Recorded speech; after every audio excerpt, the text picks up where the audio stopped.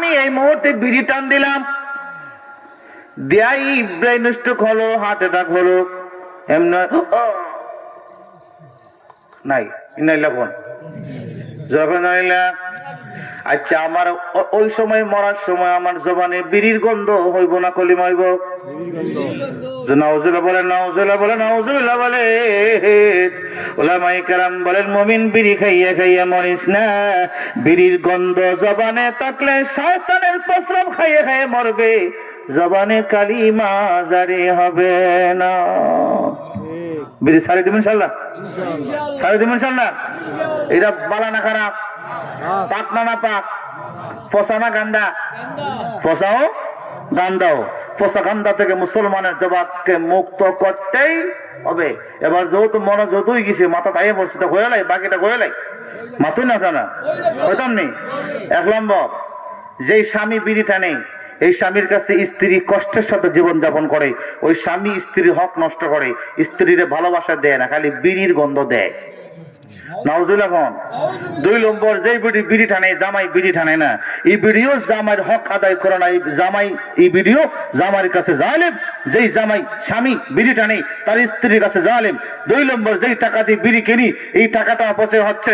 3 নম্বর, বিড়ির দ্বারা আপনার আমার অঙ্গ প্রত্যঙ্গ নিজে নিজে ধ্বংস করছি।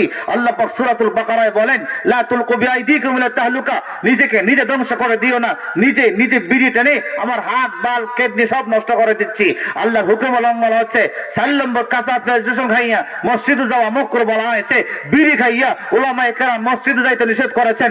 5 নম্বর, বিড়ির যে ক্ষতি, আল্লাহর পয়গম্বর আলাইহিস সালাতু ওয়াস সালাম বলেন, বিড়ি টান্না যদি কেউ মারা, কলিমা পড়ে যদি কেউ মারা যায় জান্নাতে যাবে। উলামায়ে কেরাম বলেন, বিড়ির গন্ধ নিয়ে কেউ যদি মারা যায়, বিড়ির পচা গন্ধ জবানে থাকবে, বেঈমান হয়ে কবরে যাবে। 6 নম্বর, বিড়ির যে ক্ষতি, আপনি যেই দোকানে বসে বসে বিড়ি টানলেন, আরেকজন কাস্টমার এই দোকানে না ঢুকে অন্য দোকানে চলে গেল, আপনার বিড়ির গন্ধের কারণে ওই দোকানের কাস্টমার অন্য জায়গায় গেছে, ওই দোকানের মালিকের পাওনা হাসরের মাঠে বিড়ি কুর দিয়া ওই যাওয়ার লাগবো। নাউজুবিল্লাহ। 7 নম্বর, যে ক্ষতি, এটা ফিকহের কিতাবে আছে, মুফতি সাহেবরা এবারটা পড়েছেন। উলামায়ে কেরাম বলেছেন, আপনি আমি যখন বিড়ি টানি, বিড়ি টানার পরে যখন কালো একটা দোয়া বাইরে না, কালো দোয়া, এই কালো দোয়াটা জাহান্নামীদের কালো দোয়ার সাথে সাদৃশ্য রাখে। নাউজুবিল্লাহ কি বাড়িতে কইবেন? জকিগঞ্জ কইবেন না? জকিগঞ্জ কইবেন না? তো যখন নাউজুবিল্লাহ, বিড়ির কালো দোয়া, জাহান্নামের আগুন কালা না লাল? হ্যাঁ, কালা। বিড়ির দোয়া কালা না লাল? কালা।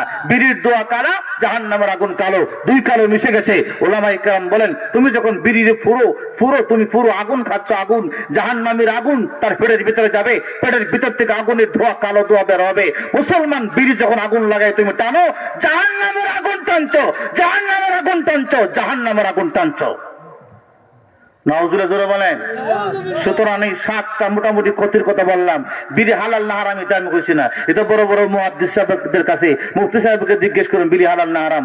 আমি বিড়ির ক্ষতিকর 7টা দিক তুলে ধরছি, আরো অনেক দিক আছে। মুসলমান জবাব দিন, এই 7টা দিকে কি বলে? মুসলমানে বিড়ি বুক রাখতো না লাত মারতো? জোরে জোরে কর না কেন? আজকে থেকে বিড়ি রে কেটে কাটা লাত্তি মারবো দেখি, হাতটা উঠাই দেব।